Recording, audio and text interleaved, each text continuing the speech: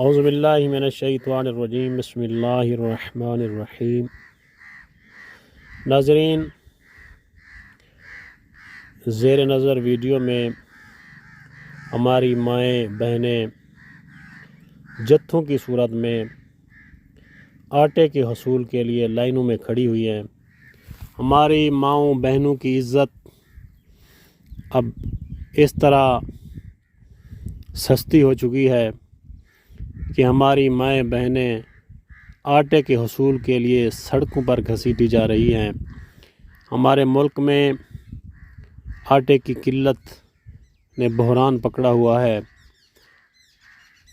تقریباً یہ قلت مصنوعی بھی ہو سکتی ہے، کیونکہ ہمارے معاشرے میں اکثر لوگ ذخیرہ اندوزی کرتے ہیں، جبکہ اسلام نے ذخیرہ اندوزی کی ممانعت کی ہے۔ ہمارے نبی اکرم صلی اللہ علیہ وآلہ وسلم نے ارشاد فرمایا، ذخیرہ اندوزی صرف گناہ گار شخص ہی کر سکتا ہے، گناہ گار کے علاوہ کوئی شخص ذخیرہ اندوزی نہیں کرتا۔ یعنی جو شخص ذخیرہ اندوزی کرتا ہے وہ گناہ گار انسان ہے۔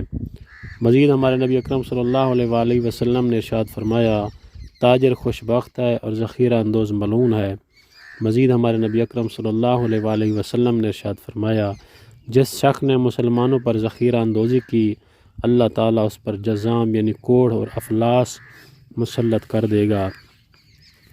مزید ہمارے نبی اکرم صلی اللہ علیہ وآلہ وسلم نے ارشاد فرمایا، بہت برا ہے وہ شخص جو ذخیرہ اندوزی کرتا ہے، جب قیمت گرنے لگتی ہے تو بہت برا محسوس کرتا ہے، جب قیمت بڑھتی ہے تو بہت خوش ہوتا ہے۔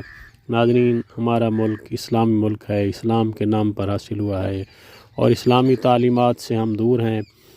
ہم علامتی طور پر تو مسلمان ہیں، لیکن معنوی طور پر ہم اسلام کی تعلیمات سے دور ہیں اور تعلیمات پر عمل نہیں کرتے۔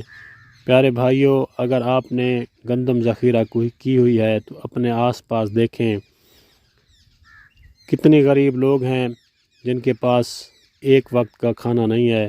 تو آپ بحیثیت مسلمان اپنے فرائض ادا کریں اور اپنے مسلمان بھائیوں کی اس بحران میں اور قحط میں امداد کریں۔